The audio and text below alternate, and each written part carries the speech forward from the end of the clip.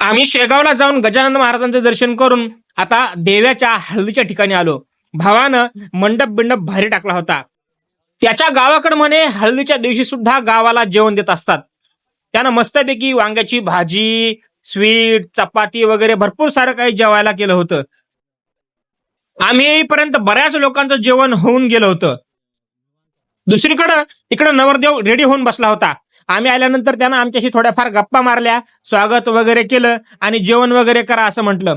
त्याचबरोबर त्यानं आमची राहण्याची सुद्धा सोय केली होती. आता इथून आम्ही आमच्या त्या हॉटेलवरती जाणार होतो. शुभम, अरे तू मला पैसे द्या लागते आज तुले. आय थिंक मला नवऱ्याचा आहे तू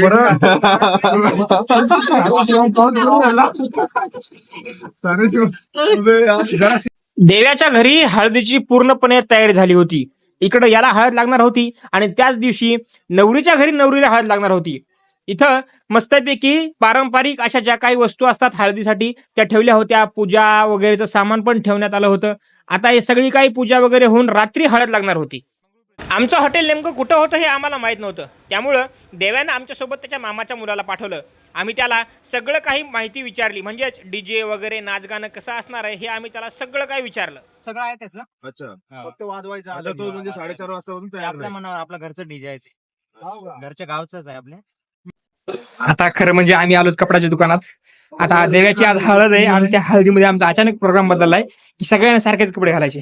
त्यामुळे बघा शुभम, अभिनव आणि मी आता कपड्याच्या दुकानात आलो आणि सारख्याच कुर्ता घेणार आहोत आम्ही हळद साजरी करण्यासाठी. खरं म्हणजे अभिनवकडे ऑलरेडी कुर्ता होता पण आमच्या देवाकडे कुर्ता नसल्यामुळे तो पुन्हा नवीन एक कुर्ता घेणार आहे.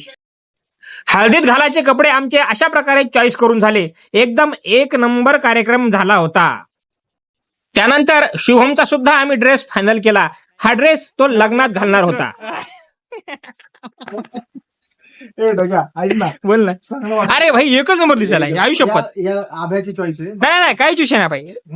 मला सगळी शॉपिंग वगैरे करून झाल्यानंतर आम्ही परत देव्याकडे गेलो आणि थेट जेवणाच्या ताटावर बसलो. एकदम एक नंबर आणि झकास असं जेवण होतं. खरं म्हणजे जेवण करायला आम्हाला बराच उशीर झाला होता. आमच्या आधी भरपूर सारे म्हणजे सगळेच लोक जवळपास जेवण झाले होते. शेवटी आम्ही मित्रमंडळी जेवायला बसलो. आम्ही सकाळपासून फक्त 2 कचोरींवर होतो. त्यामुळं एकदा ताटावर बसल्यानंतर आम्ही भरपूर सारा जेवलो.